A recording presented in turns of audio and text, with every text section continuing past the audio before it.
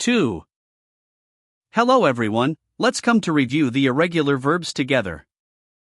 They have the same form in all persons, but each verb is changed. Some verb has the same form in all persons but some not.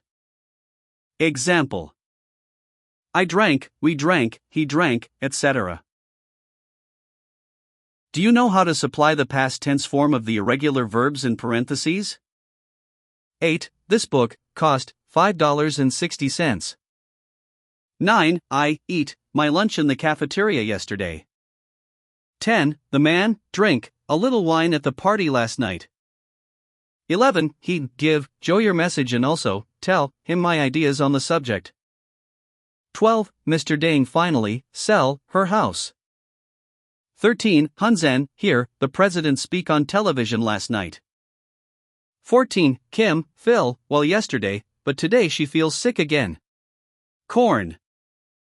Do you know the answers? Let's try together shortly. 8. This book cost $5.60. 9. I ate my lunch. 10. The man drank a little wine. 11. He gave Joe your message. 12. Mr. Dang finally sold her house. 13. Hunzen heard the president speak. 14. Kim felt well yesterday. Wish you happy in learning English.